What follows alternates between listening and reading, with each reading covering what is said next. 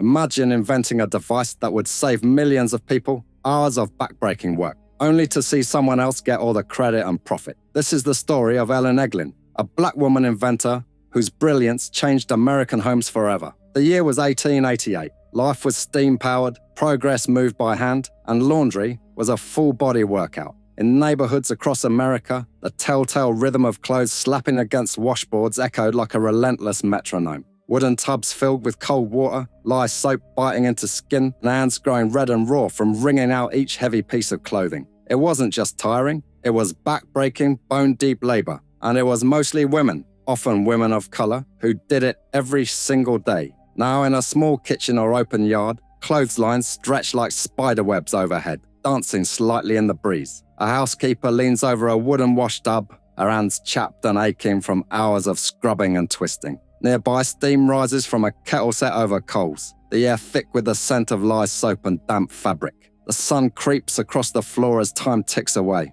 laundry still piled high beside her. Her fingers pruned and stiff grip each garment like it might break. Every towel, every bedsheet, every shirt must be wrung out by hand, twisted until the last drop falls. Her arms burn, her back aches, and yet the work must go on. Then something different appears, something simple, yet mechanical, sitting on a wooden table. A frame with two wooden rollers, joined by a crank, a device that could squeeze out all the water with just a few turns of the handle. It creaks slightly as it moves, but the ease is undeniable. The heavy labor of wringing is suddenly halved. Less pain, more time. That tool was a game changer. That tool was the clothes wringer, and it was born out of both necessity and genius. Behind that invention wasn't a factory technician or a university scholar. It was Ellen Eglin, a black woman born in Washington, D.C.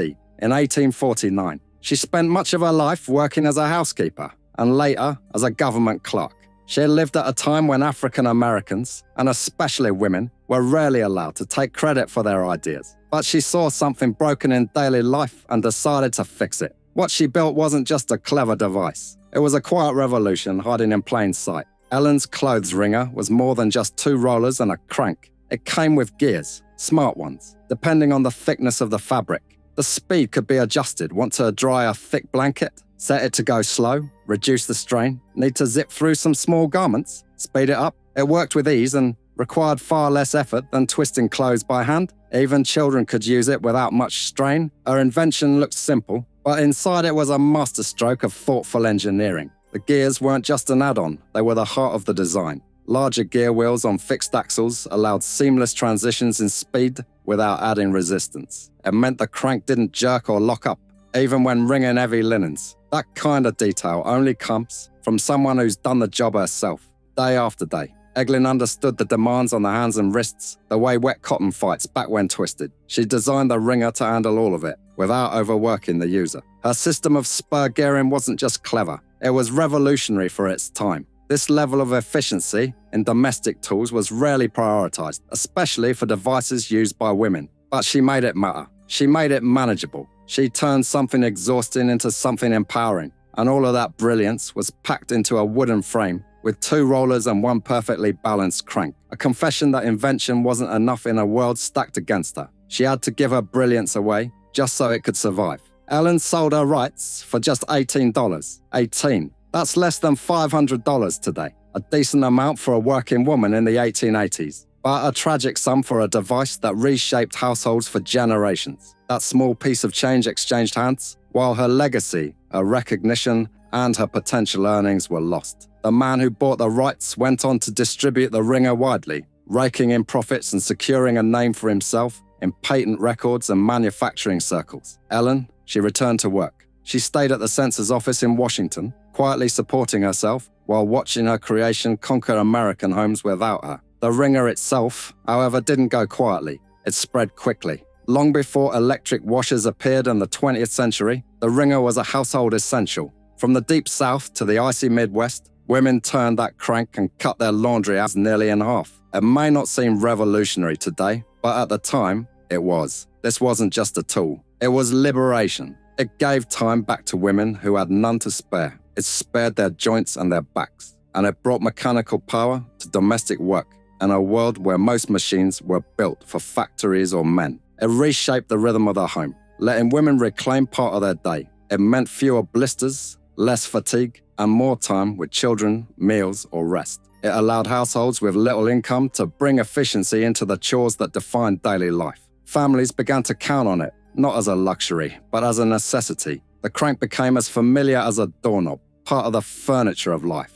Even as its origins were erased, the invention persisted. It was built into early washing machines. It was adapted for industrial cleaning, and it continues today in one form, the mop wringer. That same cranking, rolling mechanism is still in janitor closets and maintenance carts around the world. Ellen's touch, her design, lives on, still squeezing out water, still quietly doing the job it was meant to do. There's even a linguistic trace of her work.